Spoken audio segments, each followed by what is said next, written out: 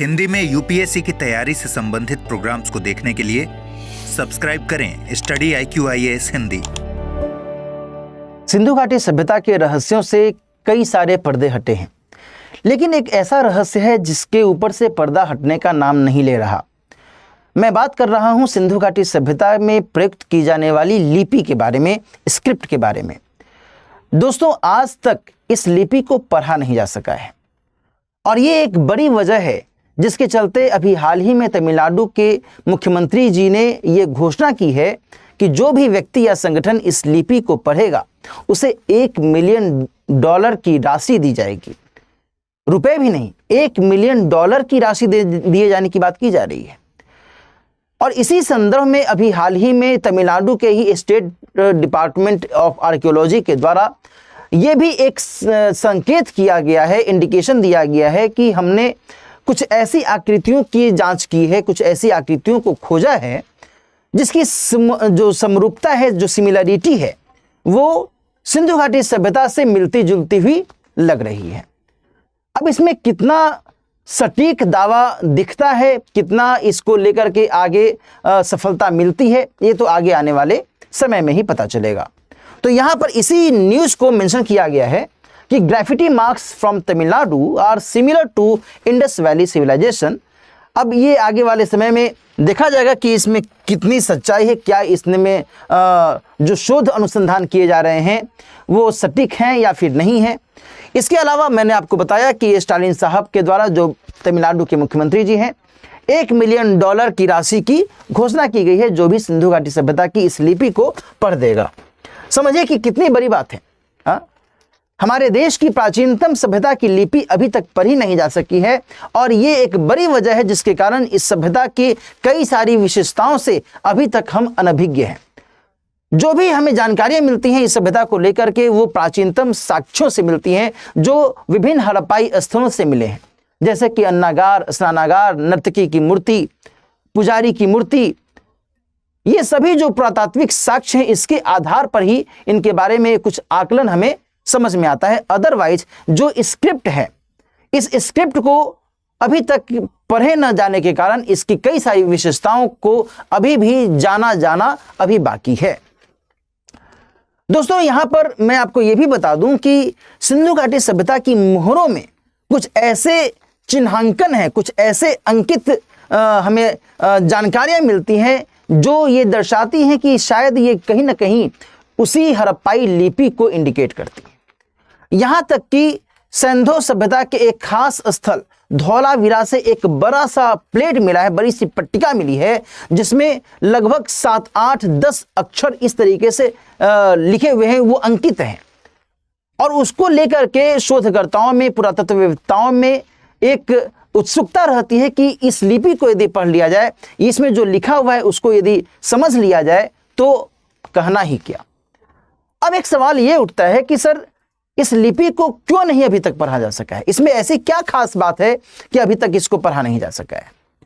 देखो दोस्तों, ध्यान रखना, किसी भी लिपि को पढ़े जाने को लेकर के 2 बातें समझने की आवश्यकता है। पहली बात कि भाषा की जानकारी,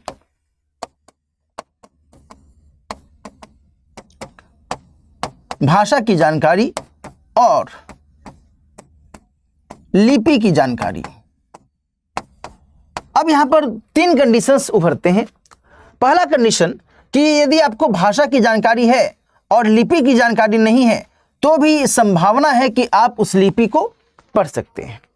इसके अलावा दूसरा कंडीशन है कि आपके पास में भाषा की जानकारी नहीं है और लिपि की जानकारी है तो आप इस लिपि के आधार पर उस भाषा को समझ पाएंगे।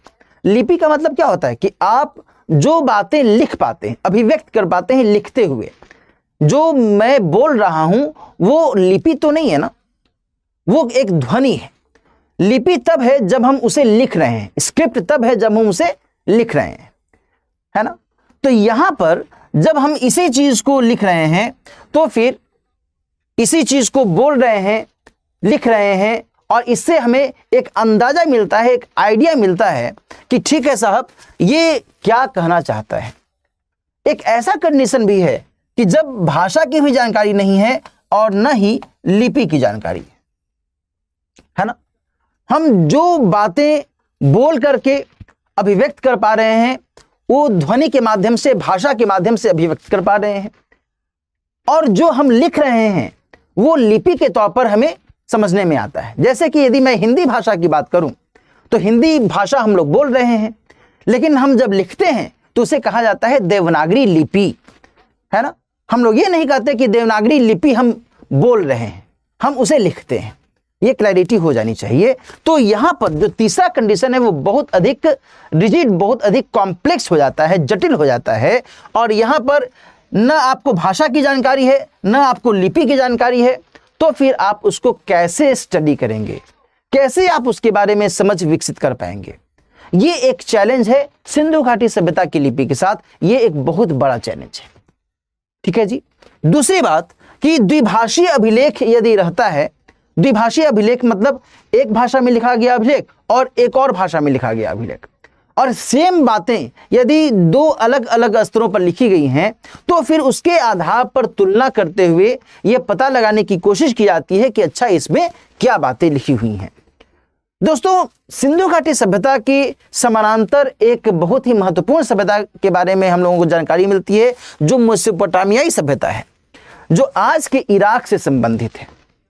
मेसोपोटामियाई सभ्यता के बारे में जानकारी मिलती है कि इसकी लिपि को 19वीं सदी के समय में पढ़ लिया गया था, और उसकी जो लिपि है वो किलाक्षर लिपि यानी कि क्यूनिफॉर्म स्क्रिप्ट के तौर पर जानी जाती है। लेकिन दिक्कत यह है कि वह द्विभाषीय नहीं है, और जब वो द्विभाषीय नहीं है तो फिर उसके आधार पर हम तुलना नहीं कर पा सकते हैं कि आखिर उसमें क्या बातें लिखी हुई हैं जो कि हमारी सिंधु घाटी सभ्यता से समरूपता रखती होंगी, है ना। वो एक कॉम्प्लेक्सिटी यहां पर दिखती है। ठीक है जी। यहां पर मैंने इसके बारे में एक और जानकारी दी है कि रोसेट्टा स्टोन एक पत्थर है, और इस पत्थर पर भी 3 लिपियों का जिक्र मिला हुआ है। दरअसल ये जो रोसेट्टा स्टोन है ये प्राचीन यूनानी सभ्यता से संबंधित जानकारियां दर्शाता है, और इसमें जो 3 लिपियों की चर्चा है वो है यूनानी, डेमोटिक और हीरोग्लिफिक। इन 3 लिपियों के आधार पर हमें उस पूरे प्राचीन ग्रीक सभ्यता यानी यूनानी सभ्यता के बारे में जानकारियां मिलती हैं। लेकिन जब हम फिर से सिंधु घाटी सभ्यता के बारे में बात करते हैं तो उसके संदर्भ में हमें ऐसा कोई जानकारी नहीं मिलती है। ये जो मैंने यहां पर इमेज लगाया है ये इसी रोसेट्टा स्टोन का है। इसे वर्तमान में ब्रिटिश म्यूजियम में रखा गया है, ध्यान रखिएगा, है ना। तो जो मेसोपोटामियाई सभ्यता के संदर्भ में हमें जानकारी मिलती है वो है ये किलाक्षर लिपि, लेकिन इसमें द्विभाषीय लिपि की अनुपस्थिति है। द्विभाषाई लिपि की अनुपस्थिति होने के कारण इसमें जो अंकन किया गया है उसको हम समरूपता नहीं दर्शा पाते सिंधु घाटी सभ्यता के अक्षरों के साथ में, और जब हम ऐसा कर ही नहीं पाते तो फिर कैसे उसको पढ़ा जा सकता है। यहां पर मैं आपको केवल जानकारी के लिए बता दूं कि इसे किलाक्षर लिपि इसलिए कहा जाता है क्योंकि ये जो आप देख रहे हैं ना उभार, मिट्टी के कुछ प्लेट्स बना दिए जाते हैं, मिट्टी की कुछ ईंट ऐसी संरचना बना दी जाती है, और उसके ऊपर छेनी से या कुछ इस तरीके के कठोर पदार्थ से उस पर ऐसे ऐसे करके मार किया जाता है, और देन आफ्टर इस तरीके से ये आकृतियां उभारी जाती हैं। कील की तरीके की ये आकृतियां होती हैं। इसी कारण से इसको हिंदी में किलाक्षर लिपि और अंग्रेजी में क्यूनिफॉर्म स्क्रिप्ट के तौर पर जाना जाता है। ये केवल जानकारी के लिए मैंने आपको बता दिया, और यहाँ पर ये जो मैंने आपको बताया ये रोसेट्टा स्टोन के संदर्भ में हम लोगों ने देखा। अब दिक्कत यह है कि न ही किलाक्षर लिपि और न ही रोसेट्टा स्टोन से संबंधित जो लिपि है ये दोनों ही सिंधु घाटी सभ्यता की जो लिपि है इसको पढ़ने में सहायक नहीं है। ठीक है जी। यहां पर दोस्तों मैं आपको बता रहा हूं कि हड़प्पाई लिपि को लेकर के जो अभी दावा किया गया है तमिलनाडु के स्टेट डिपार्टमेंट ऑफ आर्कियोलॉजी के द्वारा, उनका कहना है कि देखिए साहब, जो इसमें 60% चिन्ह हैं और जो 90% जो ग्राफिटी है यानी कि जो आकृतियां हैं वो सिंधु घाटी सभ्यता में जो लिपि मिली है, जो उसमें अंकन है उसके समरूप हमें दिखते हैं, है ना। मान लो कि यदि कुछ सिंधु घाटी सभ्यता की किसी मुहर पर इस तरीके की आकृति है और हमें जो यहाँ से जो सोर्सेज मिले हैं, लगभग 15,000 से भी अधिक ऐसे वस्तुएं मिली हैं, वहाँ पर भी हमें कुछ इस तरीके की आकृति दिख रही है, तो शायद हम इसको आगे आने वाले समय में पढ़ने में सफलता हासिल कर लें। ये दावा किया जा रहा है इस डिपार्टमेंट के द्वारा। ठीक है जी, इस तरीके से यहाँ जो मैंने चित्र मेंशन किया हुआ है, ये सिंधु घाटी सभ्यता का ये पूरा का पूरा जो सील है, जो मुहरें हैं, वो यहाँ पर इंडिकेट की गई हैं। अब आप समझिए इस तरीके से जो ये अंकन है, ये क्या दर्शाना चाहता है, किस बारे में ये कहना चाहता है, बड़ा ही अस्पष्ट है, क्लैरिटी एकदम नहीं है ना। अब यहाँ पर दोस्तों इस पूरे मामले में जो अलग अलग विद्वानों के द्वारा तर्क दिए जाते हैं, उसमें ये कहा जाता है कि भाई देखो, जो भौतिक संस्कृति है दक्षिण भारत की या फिर द्रविड़ संस्कृति जो है, वो कहीं ना कहीं कुछ सीमा तक सिंधु घाटी सभ्यता से मिलती जुलती है। जैसे कि जो काले और लाल मृदभांड का इस्तेमाल सिंधु घाटी सभ्यता में किया जाता था, कुछ ऐसे ही प्रमाण हमें द्रविड़ क्षेत्र में यानी कि दक्षिण भारत वाले क्षेत्र में देखने को मिलते हैं, है ना। इस आधार पर यह जो दावा है, उस दावे को पुष्ट करने की कोशिश की जा रही है।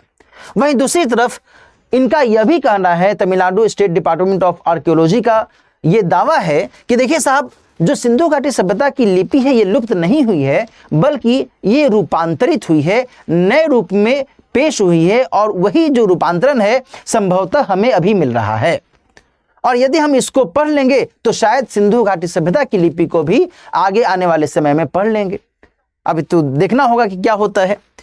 वही तीसरी तरफ एक और तर्क दिया जाता है कि दक्षिण भारत में 3000 ईसा पूर्व लोहे का इस्तेमाल किया गया था, और ये काल लगभग वही टाइम पीरियड है जबकि ताम्रपाषाण युग चल रहा था। तो इस आधार पर भी हम यह समझ सकते हैं कि कहीं ना कहीं सिंधु घाटी सभ्यता से इस क्षेत्र का एक संपर्क रहा होगा। तो इन बातों के आधार पर ये सारे तर्क दिए जा रहे हैं। ठीक है जी। इसके अलावा पहले भी कुछ ऐसे तर्क दिए गए हैं दोस्तों, जैसे कि अलेक्जेंडर कनिंघम साहब ने ब्राह्मी लिपि को लेकर के तर्क दिया था कि सिंधु घाटी सभ्यता की जो लिपि है वो कहीं ना कहीं ब्राह्मी लिपि से मिलती जुलती हुई दिखती है, लेकिन इस तर्क को बाद में खारिज कर दिया गया। वहीं दूसरी तरफ सर जॉन मार्शल साहब ने भी अपनी तरफ से एक तर्क दिया था कि सिंधु घाटी सभ्यता की लिपि द्रविड़ किस्म की लिपि दिखती है, द्रविड़ किस्म की लिपि। इन्होंने भी एक अनुमान लगाया था और इस अनुमान को भी बाद में खारिज कर दिया गया। वहीं तीसरी तरफ S.R. राव साहब, जो कि बहुत ही जाने माने इतिहासकार हैं, जो भारतीय हड़प्पा स्थल लोथल है, इस लोथल की खुदाई में इनकी बहुत बड़ी भूमिका रही थी, और इन्होंने जो तर्क दिया है, उनका कहना है कि सिंधु घाटी सभ्यता की जो लिपि है वो संस्कृत से मिलती जुलती हुई दिखती है, और इस तर्क को भी खारिज कर दिया गया। Getting it? तो ये सारे तर्क जो अलग अलग समय पर आए हैं, अभी तक इस सभ्यता की लिपि को पढ़ने को लेकर के कोई पुख्ता दावा नहीं कर सके। इस बीच तमिलनाडु के स्टेट डिपार्टमेंट ऑफ आर्कियोलॉजी के द्वारा जो दावा किया जा रहा है, ये आगे देखने वाली बात होगी कि इसमें क्या कुछ सकारात्मकता की स्थिति देखने को मिलती है। इस संदर्भ में आगे कुछ भी यदि अपडेट होगा तो हम लोग उसके बारे में फिर से बातचीत करेंगे। आज की चर्चा हम लोग यहीं पर विराम करते हैं। इसके अलावा एक और महत्वपूर्ण सूचना मैं आपको दे दूं, यदि आप सिविल सेवा परीक्षा की तैयारी कर रहे हैं और आप चाहते हैं कि बहुत ही बेहतर तरीके से सिविल सेवा परीक्षा के GS के सिलेबस को कवर करें, तो आपका स्वागत है इस कोर्स में, जिसकी शुरुआत आज से ही की जा रही है। 2026 के लिए यदि आप ये कोर्स परचेज करना चाहते हैं तो आप राइट नाउ 28,999 रुपये में, और 2027 के लिए यदि आप ये कोर्स परचेज करना चाहते हैं तो आप 34,999 रुपये में इस कोर्स से जुड़ सकते हैं, और इसके जरिए अपनी सिविल सेवा परीक्षा की तैयारी को और बेहतर आधार प्रदान कर सकते हैं। ठीक है, मिलते हैं फिर किसी और टॉपिक के साथ। अपना ख्याल रखिए। All the best. हिंदी में UPSC की तैयारी से संबंधित प्रोग्राम्स को देखने के लिए सब्सक्राइब करें स्टडी IQ IAS हिंदी।